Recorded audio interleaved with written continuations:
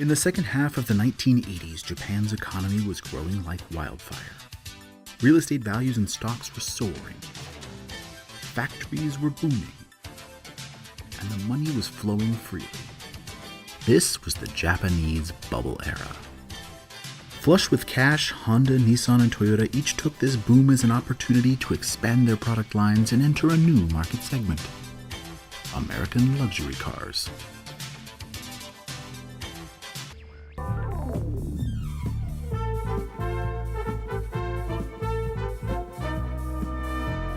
People used to laugh at the idea of cars from Japan, and now we have two new Japanese models that are even less likely to draw a smile from Detroit automakers.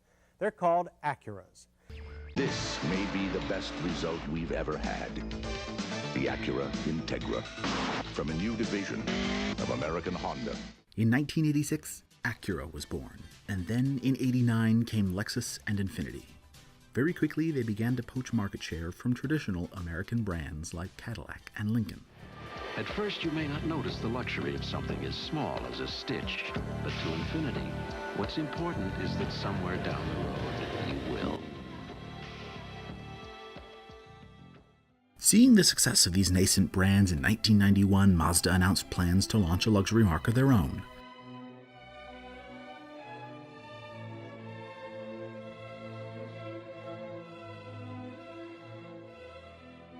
They would call it Amati, Latin for love. Mazda wisely realized that their first luxury car couldn't be a simple rebadge from their existing lineup. To make a proper launch in this segment required something new, something purpose-built.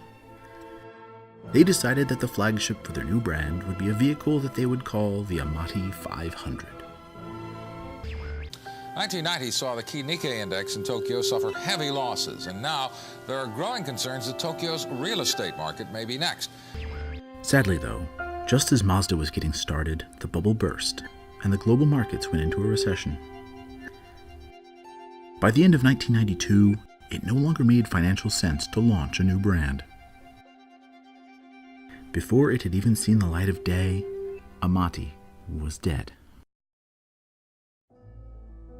But unlike cars, auto manufacturing can't stop on a dime. It takes years of planning and millions of dollars to design a vehicle and prepare an assembly line for its production. As the recession took hold, Mazda found itself with $500 million sunk into a factory ready to build a car for a brand that no longer existed. Determined to make its money back, Mazda pressed forward. Ironically, the first Amati was then rebadged as a Mazda. In Australia and Japan, it was the Unos 800. In Europe, it was the Zetos 9. And in the United States, it was known as the Millenia. Introduced for the 1995 model year, the Millenia gave Mazda a second front-wheel drive midsize sedan whose higher build quality placed it well above the existing 626 and effectively replaced the discontinued rear-wheel drive 929 at the top of Mazda's lineup.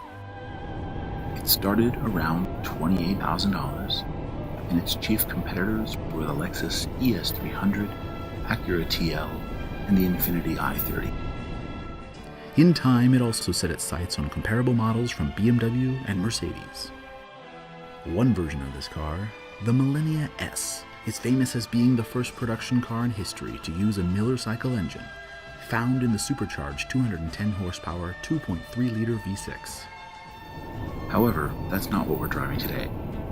What we have here is a 2.5-liter naturally aspirated V6 that also saw usage in the Ford Probe and the Millenia's cheaper sibling, the 626. It produces 164 horsepower, and with a 4-speed automatic, it does 0 to 60 in a little under 9 seconds.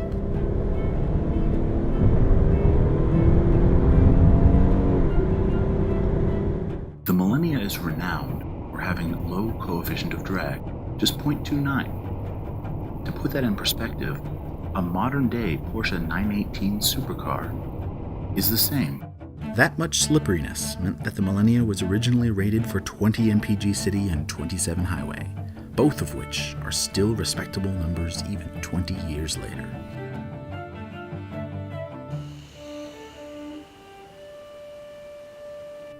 Looking at the Millennia today, you might say that it looks like any mid-90s sedan, that it doesn't have any major lines or forms that really distinguish it from the rest of the cars from that era. And you'd be mostly right. While Mazda set out to build a vehicle with performance and refinement on par with established European competitors, it was also 3 to 6 years behind its fellow Japanese luxury makers coming to market. Despite this, the Millennia's designers still hoped to appeal to a customer who appreciated the finer details, or at least the novel, over-engineered ones. For instance, traditionally during the painting process, due to the pull of gravity, wet paint tends to run and pool under the bottom of the various body panels, making the coating inconsistent.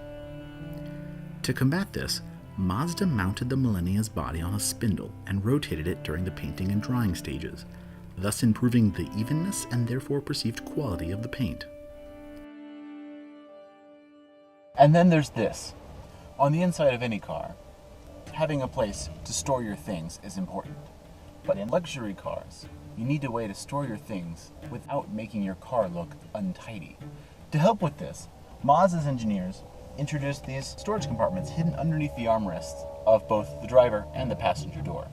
And they open up, and these aren't half-assed containers either. Take this folio 8.5 by 11 document, just slide that right in there and close it. The fuel tank, located under the rear bench seat, was actually designed to be smaller than that of its competitors, so that Mazda could minimize the overall vehicle height and improve the car's handling and weight distribution. This change also provided the driver a sportier seating position and a more relaxed, comfortable bench seat for the rear passengers than the similarly sized vehicle of that era might normally allow. I'm 6'5". These kind of cars aren't really built with people like me in mind. But how do you still enable the American driver to get out of the car gracefully, as any luxury car should? Well, if I take the key out, the wheel moves out of the way, and my knees are free of obstruction. The Millennia was a solid contender in the upmarket near-luxury segment when it launched, coming standard with 4-wheel multi-link suspension and disc brakes, traction control, power windows and locks, an 8-way power driver seat, an anti-theft system, driver and passenger airbags, and cruise control. In some markets, 4-wheel steering was also available. The Millennia received a minor facelift in '97 to tweak a few elements in the cabin, such as relocating the cassette-style cup holder so that it wouldn't block the 12-volt outlet.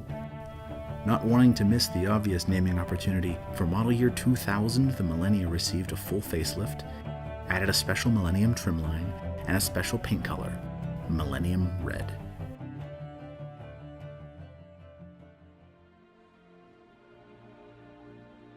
As you might imagine, though, even as Mazda recovered from the economic slowdown of the 90s, it had never intended to offer a second, costlier-to-build midsize sedan in its lineup. In 2002, after only a single generation, Mazda ended production of the Millennia for good.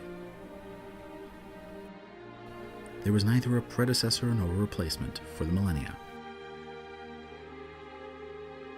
While its sibling, the 626, was eventually replaced by the Mazda 6, the Millennia's lineage starts and stops with a single car.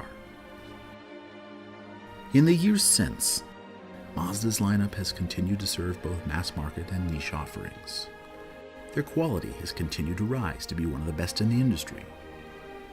Again and again, they've shown that despite their small size, they find ways to stay competitive against the much larger players in the automotive market. And yet, despite all this, they've never tried to build another luxury car. So why then focus on a car with such a short-lived history? The Millennia wasn't the cheapest nor most expensive Mazda of its time. It wasn't the best handling, it didn't get the best mileage, nor was it the smallest or largest. It wasn't the fastest Mazda. Heck, this one isn't even the fastest version of the Millennia. And yes, while it was meant to be the opening act for Amati, and Mazda even commemorated the development of this car with an honest-to-goodness book, that is not what makes it special to me. The real reason? This is the first car that I ever owned, and one that I've had for more than 10 years now. I got it back in college, and it saw me through my undergraduate and graduate years. through tens of thousands of miles back and forth along the California coast, through 3 relationships and 3 presidential administrations. It's been a faithful companion and the one constant in my life through the myriad of events that occur as you pass through your 20s and into your early 30s. While an excellent friend, over its life it was far from reliable, far from pain-free, and far from perfect. But despite all of that, it remains the benchmark by which I compare all other cars. Quite simply, it's a car that I love. And so I think that it's entirely appropriate that this was to be the first model for Amati, the brand whose namesake was love.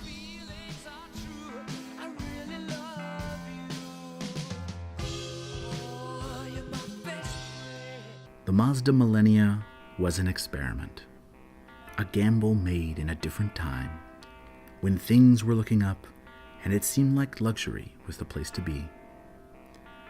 Had a number of things turned out differently, who knows? Amati could have been the Japanese luxury brand that we could all love, and the Millennia its deserving herald.